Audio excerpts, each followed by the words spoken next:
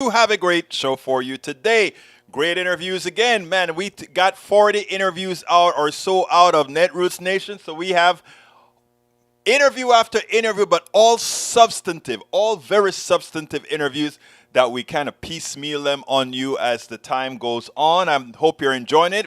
From the emails that I'm getting it, you sure seem to be enjoying these great interviews. Anyhow, Yvette Avery Herod, how are you doing? Welcome to the PDR Posse, my dear beautiful lady. Brige MCP, our PDR Posse leader. Michael Rudnin is in the house, and he says, Egberto, I filled you up again. I couldn't decide which one to go with. Senor Paul Fleming has some good info for us as well. Welcome, Paul Fleming. Jeffrey Barkdall. Jeffrey Barkdall, how you doing, my brother? Paul Fleming, Bridge MCP. Let's see who else is in the house. Alistair Waters said she's driving. Keep your eyes on the road, my beautiful lady. We want to make sure you get wherever you're going safely. And, of course, we got AVQ. El Senor Michael Rudnin and Deb Denny is in the house. How you doing, Deb Denny? Melanie Keelan has just stepped in from España, Barcelona, España. Barcelona, Spain is how it says here. Welcome to the show. Great to have all our wonderful people here. Please make sure the first thing you do, if you are on Facebook, please give us a like. If you are on YouTube, please remember, give us that thumbs up. We need you. My daughter is typing. There you go, girlfriend. Tell your daughter we say hi. Welcome to the show, Alistair Eve's daughter. How are you doing, Alistair Eve's daughter? You know, your mother is a wonderful lady. So remember that. Be nice to her. That's what we all try. We try to be good parents. We all try to be. Starting, The Guardian. Do not drink the water. Jackson water facility fails after flooding in Mississippi. Mississippi capital Jackson will go without reliable water indefinitely, officials say, after pumps at the main station treatment plant failed on Monday, leading to the emergency distribution of bottled water in tanker trucks for 180,000 people. The city linked the failure to the complications from flooding of the Pearl River, but Mississippi Governor Tate Reeves, who declared a state of emergency, said the cause was unknown and that city-run water treatment plant had been poorly operated and understaffed for years. Jackson is more than 80% black or African American. According to U.S. Census, the city and state were both distributing bottled water and non-portable water for toilets, which is the governor called a massively complicated logistical task. That governor that they have is one of the most evil governors with a smile you would ever see. You listen to his words and you look at his face, you'll never think such an evil could emanate from a youthful looking guy that talks as if he cares, but cares not a damn thing about women, cares not a damn thing about most of his population. And that I've stated after writing several articles about that Governor Tate. The Guardian again, major sea level rise caused by melting Greenland ice cap. I spoke about that yesterday, is now inevitable. The loss will contribute to a minimum of 27 centimeters, 10.6 inches, regardless of what climate action is taken. Scientists discover the research shows the global heating to date will cause an absolute minimum sea level rise of 10.6 inches from Greenland alone, as 110 tons of ice melts. That is trillions, right? But I'm not going to read the whole one of that one. But let me just say, I want to articulate on this. But let me just read what he says. Our brother says, our future does not look bright. Climate models have routinely underestimated sea level rise. This keeps up. Multimeter sea level rise is expected due to the direct impact of accelerating global warming between sea level rise and a swath of Earth becoming too hot to live in. Over 1 billion climate refugees will occur. And we have to remember, as you get as the sea level rises, right, the surface area of water increases, right? Because, again, it's a globe. And as the water level increases, the diameter of the globe increases, right, of surface of water. And when that increases, I should say the radius, when that increases, right, because you're at a higher radius now, meaning in a sphere, it's a larger area, you get more evaporation, more moisture in the air, and what does that cause? Bigger floods, bigger hurricanes, bigger all these different things. But there is yet something else as well with all our, flooding and the increase in Greenland. Remember an important factor. If ice is already in the water and floating, then there's no rise in the ocean from that melting ice.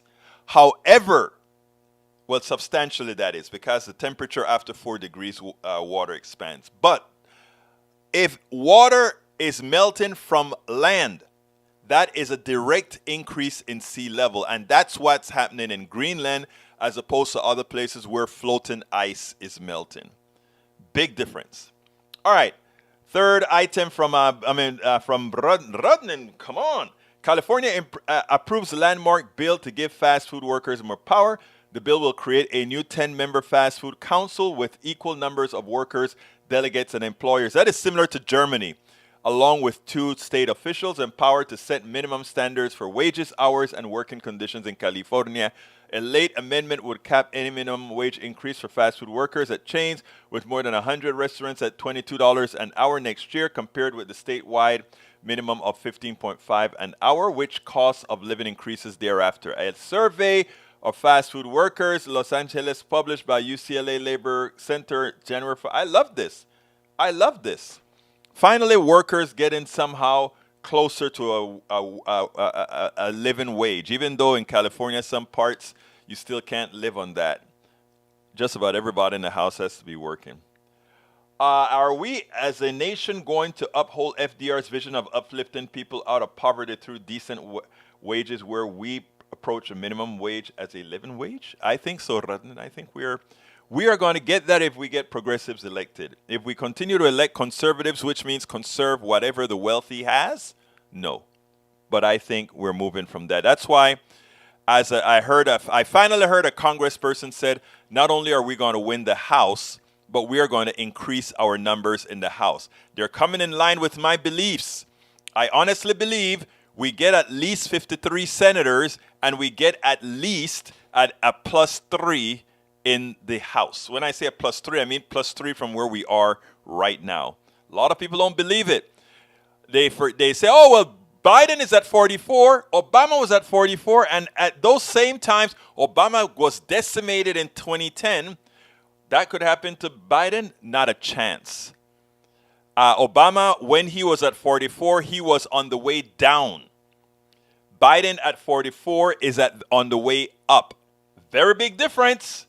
Very big difference. And he's doing a speech right now. And he's doing stuff that Democrats have not done.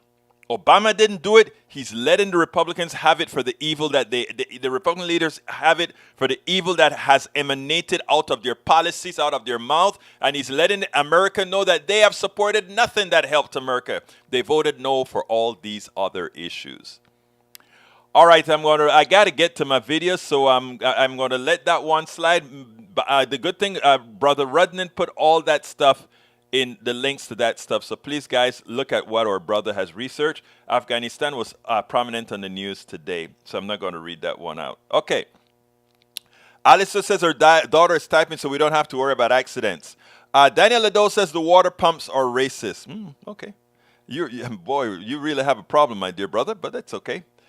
Let's see what else we got. Nanette Bird Smith is in the house. Welcome aboard. Daniel Ledo says, I wonder how a humanist like Egberto believes in evil. If he believes in evil, it isn't a humanist. I suspect he uses the word to manipulate, not because he actually believes it exists. I suggest you look for the definition of humanist, because humanism, first of all, does not preclude the spirituality, or does not preclude being somewhat faithful to any particular religion. I suggest you look up the word humanist. All right. Oh, I'm not going to repeat what Alistair Water just said, but we have Alistair Eve says, Egberto, my mom needs the link for the t-shirt from Netroots. I need to find that, Alistair Waters' daughter. I couldn't find, I did look for it though, but Alistair, I got to find it. I'm going to see if I can find it for you. But Bridge MCP promised she was going to look for that link on the back of the shirt. I don't have a shirt. I gave it all away. Okay, let's see. Eve, really, Egberto is always telling us he's not religious, but is a humanist. Is he lying? No, I am a humanist. I'm not religious at all. You don't have to be religious to believe in evil. Thank you very much, Alistair. Anyhow, let's go with our first interview. This woman impressed me. Esther, her name is Esther Charles. We put the lapel mic on her and somehow it fell off. So sometimes the overpowering noise in the room may get a little bit. So listen to her attentively. But I love her spirit. I love what she did. Check this out, and then we will take it on the other side. Let's see. Esther Charlestin. Welcome to Politics Done Right, live from where again? Netroots Nation 2022. And I'm here. Actually, I'm honored to be here with Esther Charlestin because Esther has done something that actually quite impressed me. Esther, tell us a little about yourself, and welcome to Politics Done Right. Oh, it's an honor to be here. So yes, I moved to Vermont 3 years ago and ran for political office, and I was top vote getter. So I am a Middlebury Select Board member. And what that means is my town, we don't have a mayor. Right. We have 7 people who are elected and make decisions for the town. Right. I am one of the 7. And I tell you what, and I'm very frank with my audience. Yeah. And all of the time they know me. I have a very diverse audience, and we talk about Vermont and we talk about America and all of that. And I was just so impressed to see that in such a very white state that is not at all diverse, that someone like yourself can go into that state and because of who you are, win an election. I think that is something that needs to be taught. And one of the reasons I wanted you on as soon as you told me that story, I am serious. It is we have to teach everyone how to adapt to an environment where they can actually be their better selves and perform. Yes. Talk to me. So I just always had the intention to make someplace home and to be an active member of my community. Right. I have 2 children, and I was like, wherever I call home, I will make sure that I'm a part of it. Right. So I sought out opportunities to be a part. So I did that by joining a church, by meeting different people. And then it was a friend of mine that told me, hey, we have the select board. I said, select what? I don't know what you're talking about. And she said, why don't you consider running? And I said, absolutely. And I wasn't afraid to lose. Right. I wasn't afraid to have the answer be no. And I put my heart and soul into it, and the answer was a resounding yes. And I understand that you were the top vote getter. Yes, this past March, I was the top vote getter. Now, how did you feel after doing that in Vermont? Honestly, I was so proud. I was proud because I thought about how hard my parents worked. They are Haitian immigrants, came here looking for a better life. And I thought about my ancestors, my family values, and how I can make a difference. Right. We can make a difference if we want to. I think it's important. We have to understand the problems that we know our hue creates. But at the same time, we should never make our hue be an impediment to moving forward. That's what I saw when you came and said, hey, this is what I did. And it was like, wow. So, first of all, thank you for that. Now, tell me a little bit about what would you tell others that they should do, to get, not to forget how things are, but how to make how things will be. Yes. One, I think it's important to do the work in yourself. This is hard. Putting yourself out there is hard. Being secure in who you are, what you're about is so important. And knowing that there's hope. Believing that there's hope even if it doesn't seem like it. Because if I were to tell a friend of mine, I'm moving to Vermont and I'm going to run for political office in 3 years, they would look at me and say I'm crazy. I'm a political guy. I would look at you and tell you you're crazy. But I said, you know what? I'm not going to let that stop me. I'm going to honestly talk to people about my experiences, listen to their experiences, and be there. Meet people where they are. And because I did that, I met people where they were, and they heard me, and they said, you know what? I want you to speak on our behalf. And I said yes. I was just kidding because I live in a very, very red Texas, in a very red area of Houston. So no, I believe exactly what you just said. I was playing when I said I would have said you're crazy. What I would have told you is go get them. Yes, okay, that's what I would. I really and seeing you go get them, and I don't mean go get them in a negative form. I mean go get them in a positive form, in that I'm going to go do what I need to do for my community. Yes. And people, and generally speaking, I think people see that. And I think because they saw that is the reason why you were elected. I honestly think the reason they see that is the reason you were elected. So give me a closing statement. Yeah.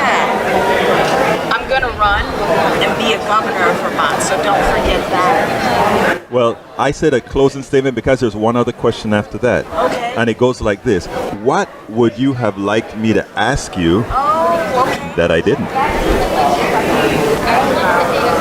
It's always one that knocks people. So, I mean, don't feel too badly that you had to pause for a while. No, not at all. I think my why. Mm-hmm. What's your why? My children. Great. Knowing that I can be a part of something bigger and set up generations that come after me. Esther Charlestin, thank you so kindly for a wonderful interview. And keep up the good work, Governor Charlestin. I really enjoyed speaking to the next governor or the future governor of Vermont, Esther Charlestin.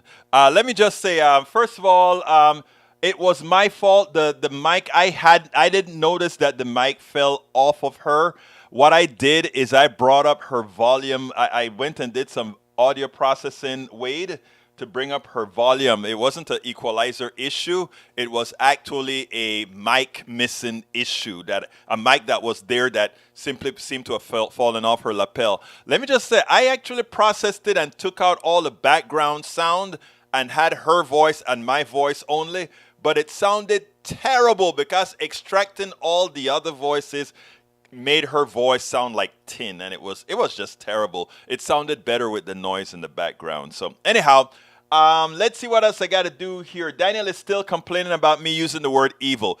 Evil simply meaning the person is doing bad things and hurting people. Not any mystic thing coming out of a religious meaning of the word evil. Evil just means he's doing bad things. He's an evil person because he does bad things that hurt people. And Paul Fleming had an interesting piece inside of my instant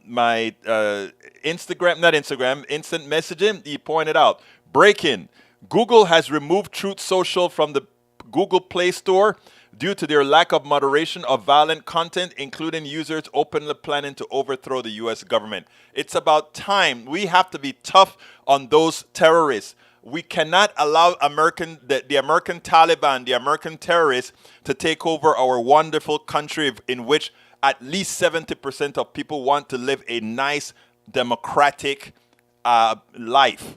We can't allow those criminals to do that. So one by one, we have to take out those things that are going to make life difficult for most of us.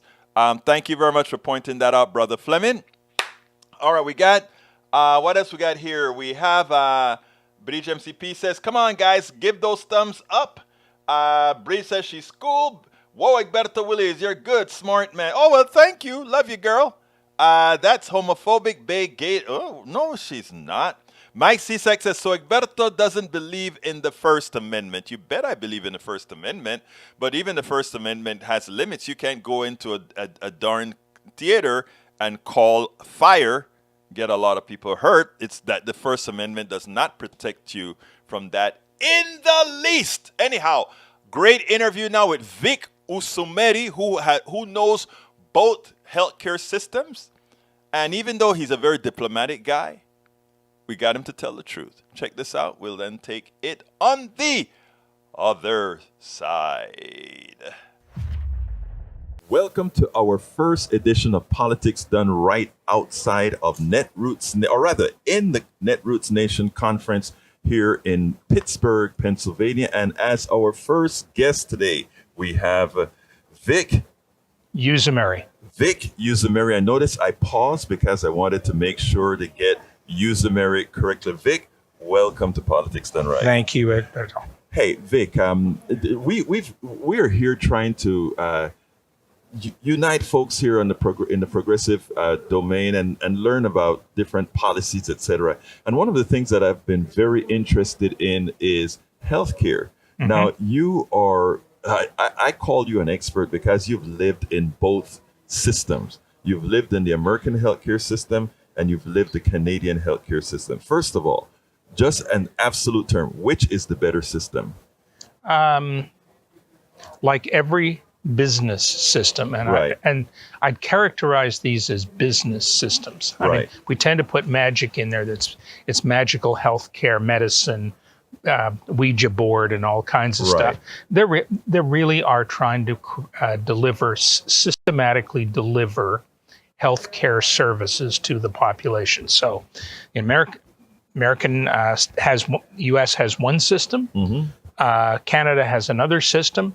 There are probably 30 other systems. NHS in Great Britain. Well, the OECD countries, there's 32 countries and 32 different flavors of the system. Right. So it's a system. So my background is I taught business operations management, supply chain for a long time, decades. And business systems you never take a business system against another business system and say one is better. You can't. Parts of one are much better than another, and it'll flip the other way. Now, some cases, a lot more parts may be good in one system than are good in another, in which case you form a strong appreciation for the system you think has more good parts. No, I want to. And Canada is the one I would say has more, on balance, has more good, well thought out pieces of the puzzle than the United States. You're a very diplomatic person, is what I will say, because I look both of us are engineers, but as a more, I guess, absolute engineer, I would look and I look at outcomes, and if you look at the outcomes from one system over the other in the aggregate, just about every single system in the OECD comes out outperforms the United States. Yes, and I think in my opinion, that's the answer that we look for. I agree. I mean, if you ask me which would I personally prefer to live with, the answer would be the Canadian system. Now, you told me a story that kind of boggled my mind. And first of all, we're going to sort of touch on your wife's story, as it relates to healthcare. But you mentioned something that, to me, when I heard it, I just didn't think about it. You said when you go to a doctor or you seek healthcare in Canada, money never comes up as a topic. That's correct. The closest, let's see if I can fish it out. The closest it comes is this card. I mean, this might as well, for all intents and purposes, might as well be a Visa or MasterCard. Right. I mean, it does exactly the same thing. So whenever you need help, you go into a bar, you talk to the bartender, you get your drink, you have your meal, you chat with your friends, you chat with the bartender, they give you service, do all that stuff. The only money you talk to a bartender is when they bring you the bill and you hand them your Visa card. Right. Okay, think that experience, and that's the Canadian experience. So they give you health care and you provide that as the... You up front, you walk in, and they need to know who you are. That's your ID card. That's your ID. So, and at least where I am, downtown Toronto, all of my records are electronic. Right. So when my family practitioner sends me for a test, I go to get the test. I show my card. Well, that card allows them to look up my medical records before the test. Right. I mean, all that stuff is organized. It's all tied around, and the key is that it's a single point of truth about who I am and where the money's coming from. Exactly. And there's a big concept in business about when you build business systems is establishing a single point of truth. That is one place you can always go reliably to and get the facts. And everybody can do it, so everybody can be on the same page. Unlike our system where one particular doctor any patient comes in, he has to have a staff to tell him exactly what insurance company are you with and call them up, see what's covered. That's right. That is No, that to me is the fundamental flaw and inefficiency in the U.S. system. U.S. system spends 25 to 35% of its healthcare dollar on administration, not administration, trying to figure out who to stick the bill to. Right. I mean, it's not about paying the bill. It's not about delivering a service. There's nothing in there other than everybody scurrying around like rats, right, in a maze, trying to figure out who's going to be the unlucky soul that gets stuck with the bill.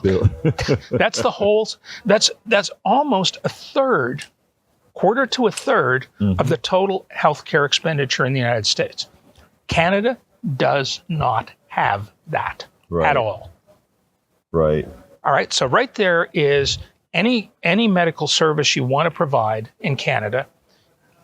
You know, there's minor stuff around the edges, but in theory, it's going to be 25 to 30% cheaper. Right. Just because that cost is not part of the equation at all.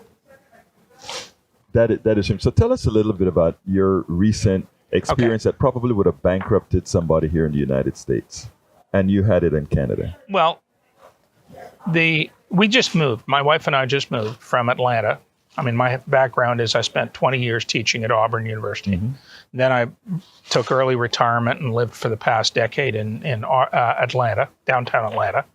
And then last August, we sold our condo and moved to Toronto. And both my wife and I are Canadian citizens, natives. We were born there. So we were able to move back. Were you American citizens too? Or yes, resident? Yeah. we're both, we're dual. Because over 35 years in the United States, I'd become naturalized. Right. But you don't throw away, don't change where you're born. So I'm still a Canadian citizen. So was able to move back pretty seamlessly. And to get health care, to get that little card, the only really bureaucratic thing I had to do is we had to have a permanent place to live because it's based on where you're resident. Residence, right. Yeah, each province have each one has it, and plus all the paperwork has to go somewhere. They have to have a place to mail you and so on. So it wasn't even when we moved into an apartment.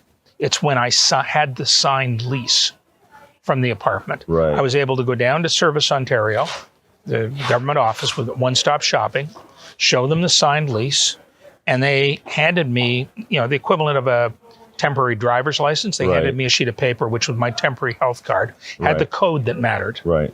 Card didn't matter. The code did. And 2 weeks later, the plastic card showed up in my mailbox. That's it. And now you are a covered citizen. I was covered from the moment I got that piece of paper with my code number on it. Right. The temp. And then you can go get health care. I can walk into any. They have a system there. Basically, it's all run through. Now, in the U.S., my wife and I were first in downtown Atlanta. We were in the Emory healthcare system.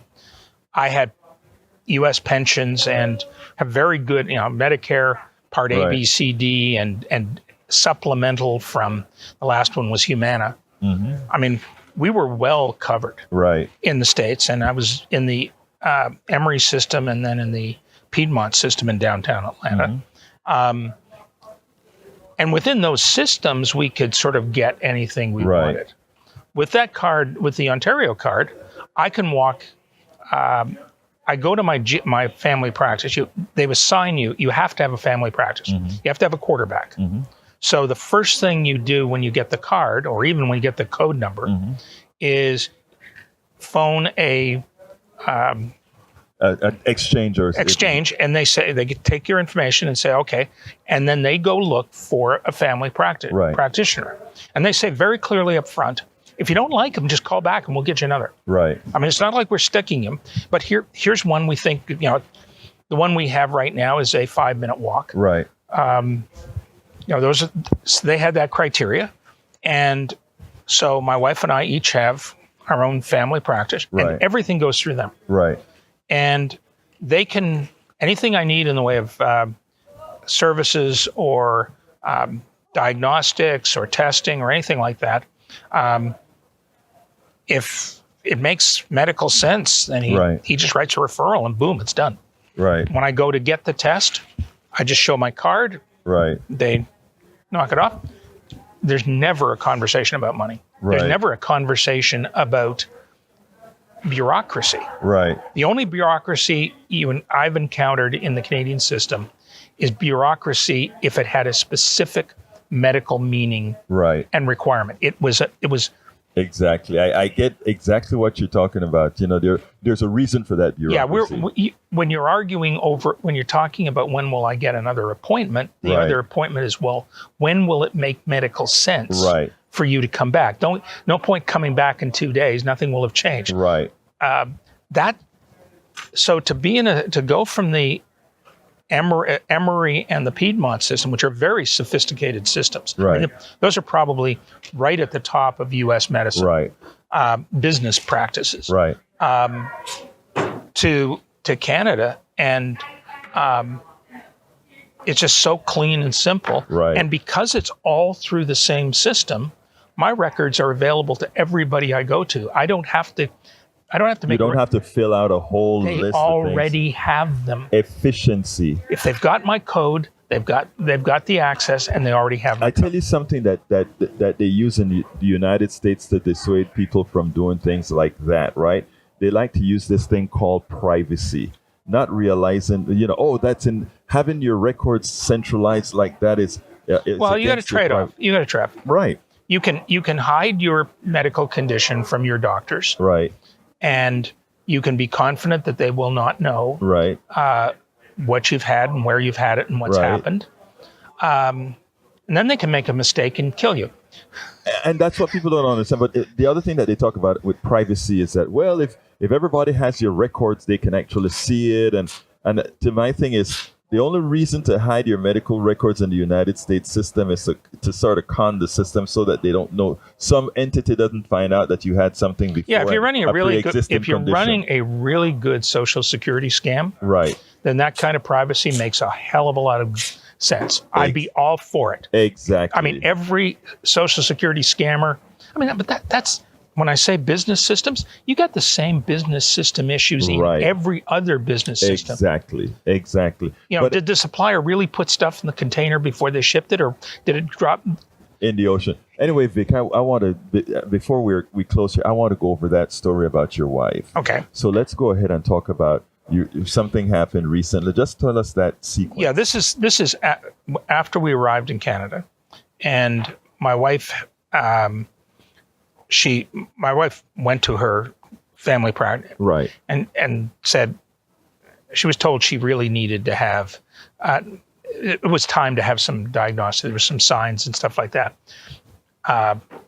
Family practice doctor pushed her to go get the diagnostics, and set everything up. It was all done. I mean, boom, boom, boom, boom. She went, got the diagnostics. They found an issue. It was going to require some fairly serious surgery.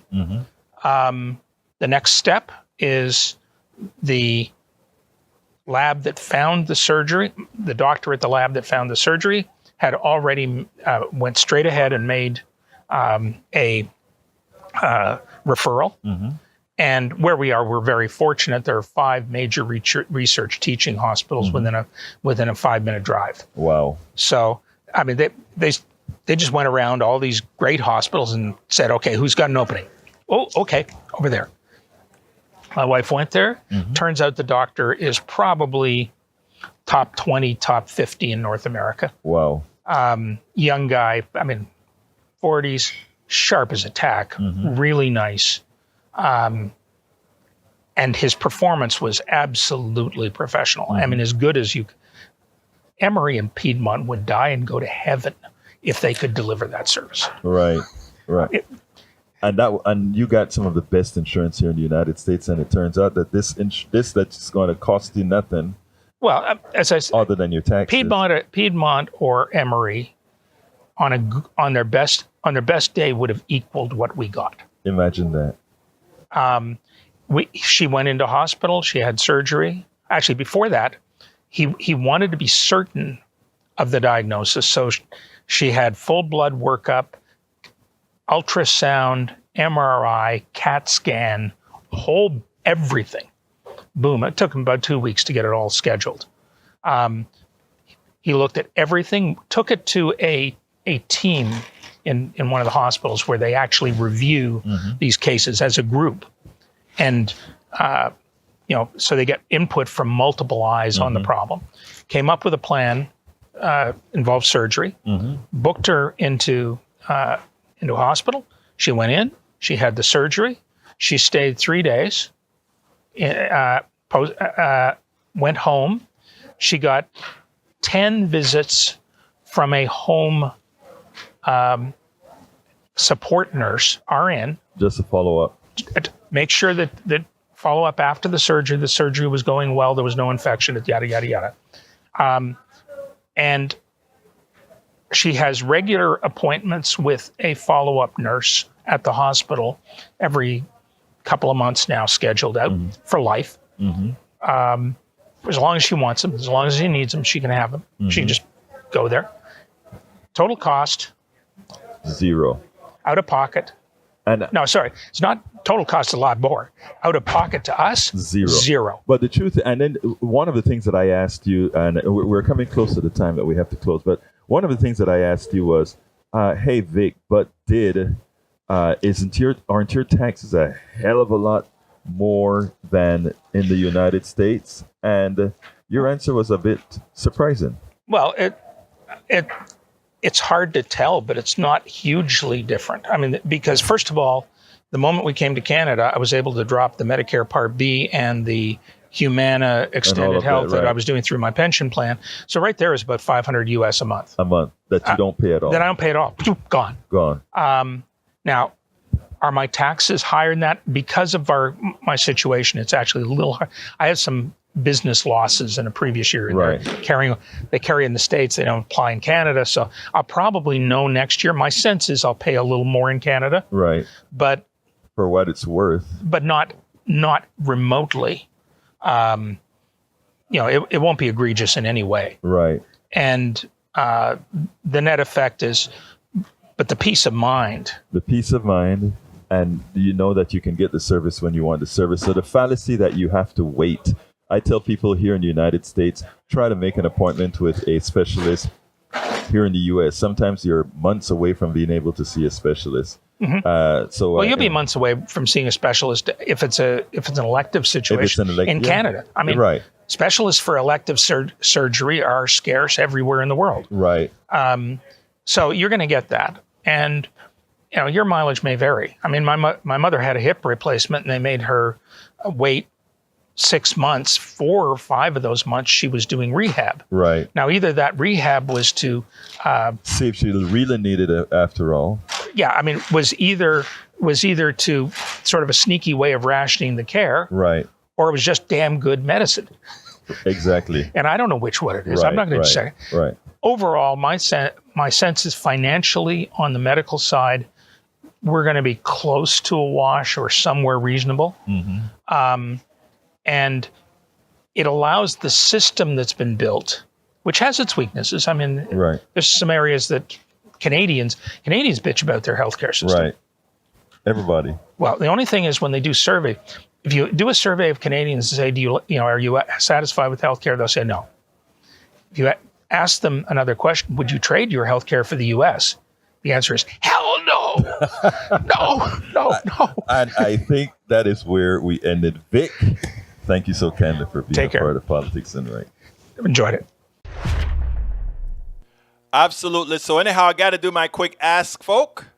Politics Done Right depends on you to keep doing what we do. What do? We make sure to keep, number one, the internet seeded with blogs and information to counter the right and to present what progressives represent for the benefit of us all to everybody so that it's not misled by any other entity. We make sure and populate that internet with blogs, with videos, with all these other things to make sure that we are informed and to counter everything that you normally hear that are lying at the right.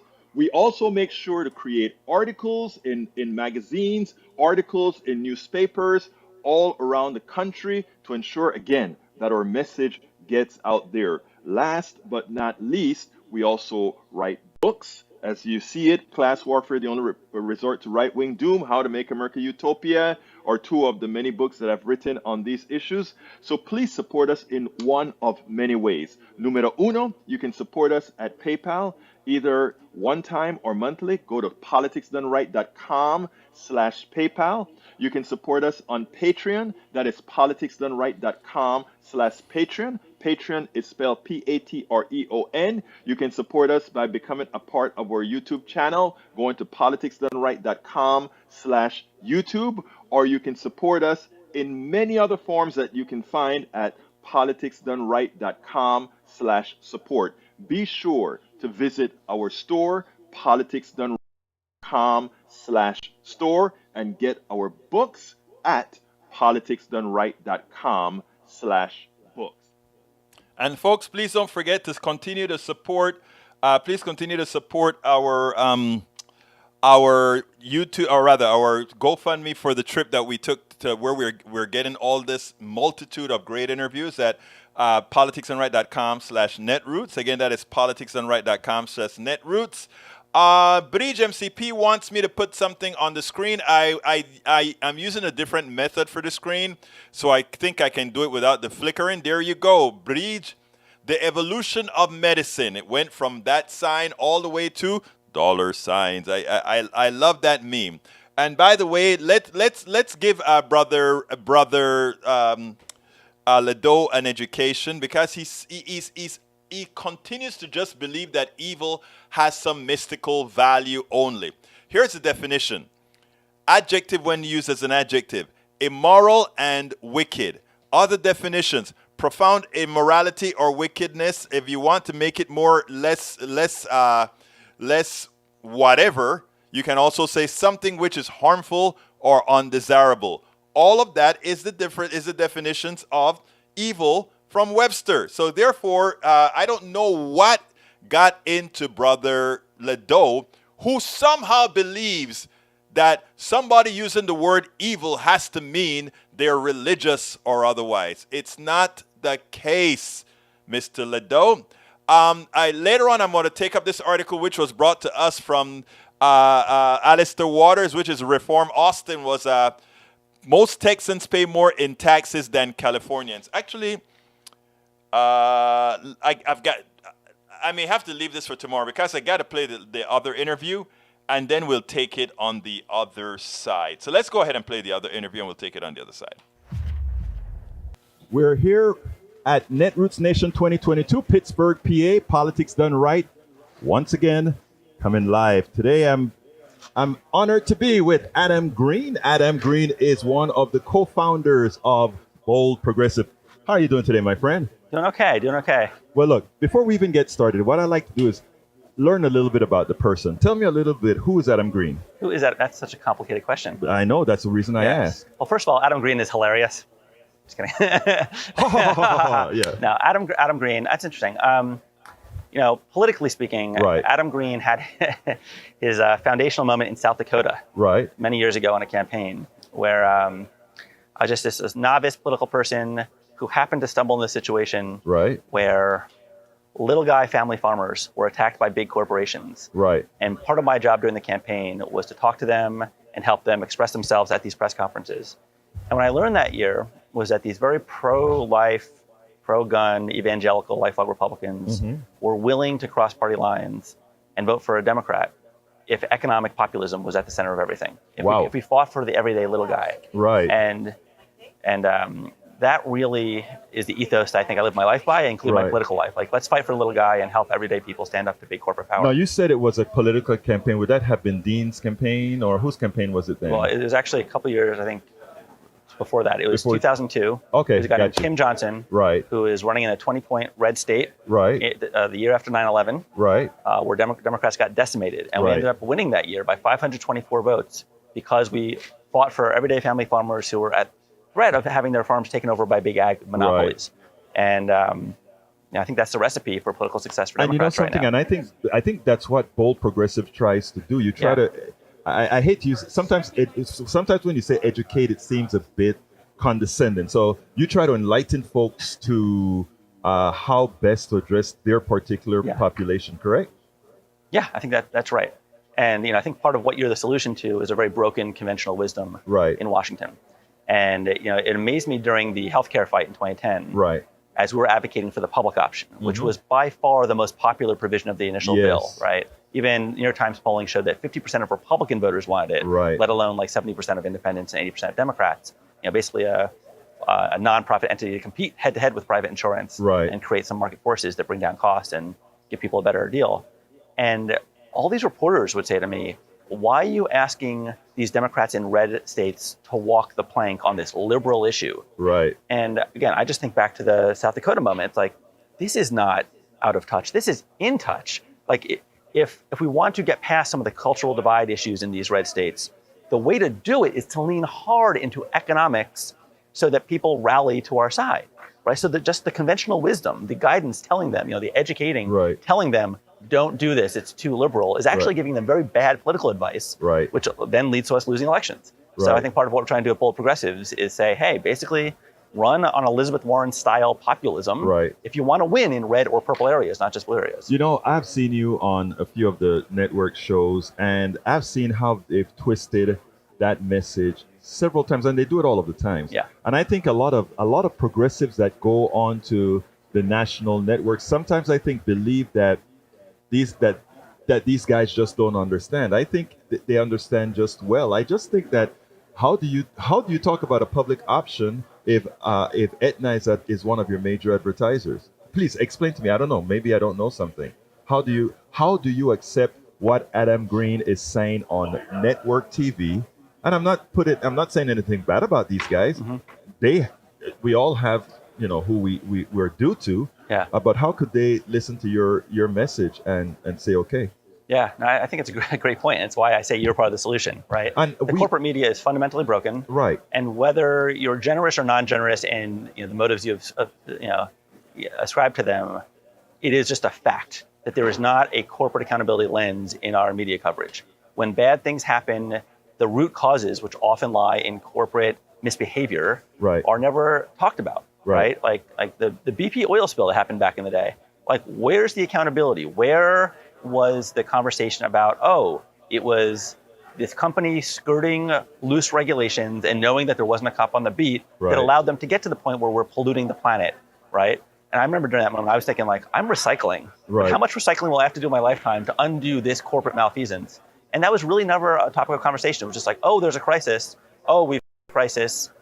But it didn't really define the root cause of the crisis. Right? And, I always talk about what corporations do is they pollute, they do other things, and then they charge you to clean up the pollution in the long run. They charge you for the healthcare that you have to get for the pollution caused by the pollution. I mean, it's a vicious cycle that I think if we had media, I mean, we have spokespeople already. You make a hell of a spokesperson on all these issues. Oh, thank you. The problem, however, is that we don't have a media that spreads that message out. When I go out live, I go out through one channel that expands into 10 channels. One channel to 10. That is what the media is supposed to do to your voice and the active voice of every progressive in here.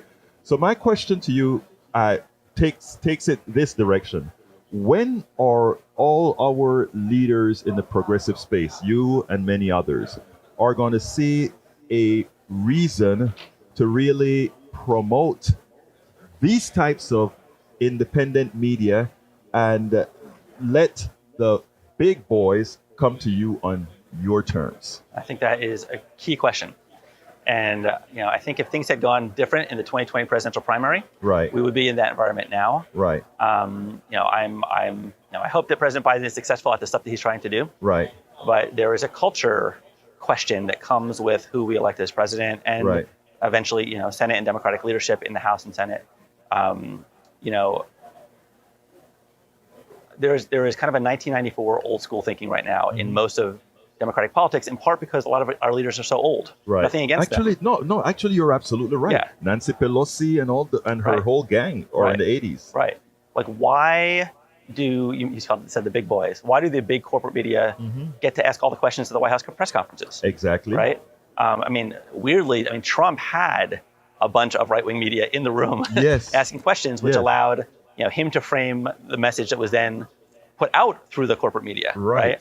I do think that if we get a progressive movement president, and again, unfortunately, there's a seniority system which often gets in the way of this, but in the House and Senate, I think if we have progressive leadership there, Nancy Pelosi does press conferences every week. Right. Who is she calling on, right? Who is she prioritizing? Same people, Who is she inviting into the room, right? I think if you were asking questions, it would be a lot different than, Peter Doocy. I won't get into the room. Yeah, right. And that's a whole issue. Yeah. I mean, at least the right wing bring in some of their news mags and the OAN folks into the room, but the small progressive networks that are asking the real questions, they don't get called on, or they are made to believe that, they are right-wing fringe. We are America. Yeah. You take a look at Rick Smith and all these guys. We represent America. Yeah. That's who America really is. Yeah. Well, Adam, I always ask a very specific question that I want you to take as long or as short as you want it to be. What should I have asked you that I didn't? Well, I gave you an obvious cue in the beginning. Well, what's when the cue? I said Adam Green is hilarious. You didn't follow up on that. Well, you know what? You didn't follow up on that, well, you know my what? friend. Let me tell I have some things I want to get off my chest. Okay, well, get it off your chest. Get it off your chest. Here's something that I've been thinking more about, which is comedy and politics together. Right. And, for the last month of the 2020 election, we actually hired on contract 10 comedians, some that write for late night shows, to kind of be what we called a virtual writer's room. Right. Where we would throw them ideas, things in the news, and ask them, just think about this and let us know if there's anything kind of funny that would kind of cut through the depression and the noise that's out there. I like that, actually. It's a really, I think it's needed now more than ever. There was an Axios piece 3 or 4 weeks ago that pretty much said that cable news viewership is at a record low. Oh. Now we can analyze why. I think there's a general distrust, but people are just depressed. They're tired. They're tuning out. They don't need an extra insertion of negative stuff in peppering their brains. And it even said people are looking for distractions. Right. Sports, video games, whatever. Well, my analogy, I don't know if you're a dog person. I haven't had a dog, but not anymore. Same. You're familiar with a pill pocket. How do you give a dog its medicine in a pill form? You make it look like a treat. Oh, I didn't know that. Yes, really? It's this little thing that goes around the pill and you give it to the dog and they're happy to eat it. Well, similarly, we've actually taken a few stabs now at comedy videos with some real A-list heavy hitter celebrities. One around Biden-Harris, get out the vote, urging people to vote early in person when the post office was under attack. The second was around the Georgia Senate elections. Basically, celebrities doing a lot of breaking news hits, talking about the corruption of the Republican Senate candidates, which was kind of the key to winning those elections. And then a third one with David Cross from Arrested Development, one-man show, basically around the billionaire's tax when that was kind of hot in the news around Build Back Better. I like the concept. Yeah, and it basically was like, you watch this 4 or 5 minute video of him, you learn a lot about tax loopholes, but it's punchline. And not only that, it's something that you want to keep watching. It's not like, there goes depressing again. Yeah, no, it brings a smile to my face, helping to make it, and it brings a smile to people's face. So we're thinking about, and we're actually on the cusp of this, coming week, actually filming our first comedy ad. It will also feature David Cross. It will be around It will be around Secretary of State races. I will just preview the first line on your show. Let me hear it. It will be an interview where someone asks a Republican Secretary of State candidate, why are you running for office? And they will say something to the effect of, Secretary of State counts the votes. And when Donald Trump first asked me to run for Secretary of State, my reaction was, pardon me? No, literally. When he said he would pardon me, after going to the insurrection, I'm there. I'm running, right? And the thing is that all these Secretary of State candidates actually were at the insurrection or insurrection adjacent. So they need a pardon. They need a pardon, right? So we're basically, it's like, but it will be threaded with little jokes, but they emphasize we have these criminal misfits who tried to overthrow the election running to count the votes. Right. That's the core irony point. If people know one thing about Secretary of State, that's the point they need to know. And we want to get it across through comedy. So, and you said you're funded for 10 of them? Say it again? Did you say you were funded for 10 of them? I definitely did not say that. So go to boldprogressives.org and chip in if you want to help on these things. You heard him. He's asking for funding for these comedy skits, man. Give really the man important. the funding. Yeah. Hey, let me tell you, when you start putting these things out, make sure politicsdoneright.com and some of these independent guys are up there, and come back on and let us know what's what's get on here on day going one. on and start putting all this stuff out. I will just say, we broke some news here. This is not been public until this moment. So you see, PDR broke news, guys. That's right. That's the way it should be done. That's the right. It's a little teaser. You got it, brother. That's right. You got it. You got it. That's the way it's done. But anyhow, folks, Adam Green, Bold Progressives. Check out boldprogressives.org. Boldprogressives.org. Remember, all these independent progressive organizations, including Politics Done Right, they do need your support. If you're going to change America, It starts with guys like Adam Green and many others. And folks Let's like get this done. Politics done right, out. I hope you enjoyed that. But let me tell you what is distressing sometimes. But I recover immediately when I have good people like Mike Cisak, good people like Daniel Ledon, all these guys. They honestly believe what they are saying, my brothers and sisters. They do, because there's an institution that works on a particular psychological part of their brains that is susceptible to these particular forms of lies. Let's give an example, all right? Republicans voted against the the maximum $30 a month insulin that would have given millions of Americans a deal on insulin, something that we've developed long time ago. Okay, long time ago. But no, the drug companies continue to get the bribe of us paying more for insulin than we need to. Your tax dollars, of course, most of the times in Medicare. They also voted against everything having to do with giving Americans health care after they've served the country in Iraq in those burned pits. But they somehow are better for Americans. They prevent us from creating tax breaks for the farmers who are hurt when the big ag corporations, who are supported by both Republicans and neoliberal Democrats. So we have all these entities that are screwing Americans, Republicans and neoliberal Democrats. And then we have the Mike Cisaks of the world saying, you lefties, the lefties who want to give you good health care, the lefties who want to make sure that you can be on your farm and be self-sufficient, the leftists who want to do all these things, while the Republicans and neoliberal Democrats lie to you. It is just like the slave in the big house overhears that the leading slave is creating a revolution to end slavery, and he goes and he says, Massa, John is gonna he's trying to get rid of you. And you stop those who would actually help you. Please listen to my programs and go to the links that we provide, to the information that we give, to unchain your minds. I am not doing this because I'm some lefty who just wants to hurt you. The people that are hurting you are two groups. Your Republicans who care nothing about you, only about the wealthy. And neoliberal Democrats who are nothing more than Republicans in the Democratic Party to ensure that the lefties don't get to serve you the way we should. That's all. And let me go back to Alistair Waters. I'm going to stay over by another minute. Alistair Waters gave us this stuff about, and folks don't understand the numbers. Yes, the taxes in California are higher than the taxes in Texas. But what this chart shows for anybody who knows how to read charts, which if we continue to give basic math and educate our citizens appropriately, we would understand. This says that Texas, the reason the rich people leave California to come to Texas is they make their monies in California and come to Texas because guess what? We Texans take care of the millionaires as we screw the poor, as we screw everybody else. That is what that chart tells you. But it's so hard.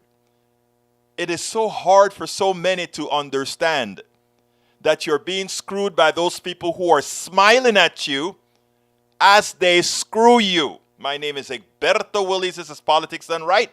And you guys know how I end this baby. I am what? Out! We spend a lot of time deconstructing the news, trying to parse it into a form that everybody can understand. We try to find those little nitpicks where it flies above the fray, etc. If you really like these videos that we do, I want to ask a big favor. Please go ahead, number one, subscribe to our channel, and number two, please join if you can. Thank you so kindly for watching. Keep watching. Please remember to share. We must populate the entire internet with our progressive message, a message that we know is what most Americans say that they want. So help us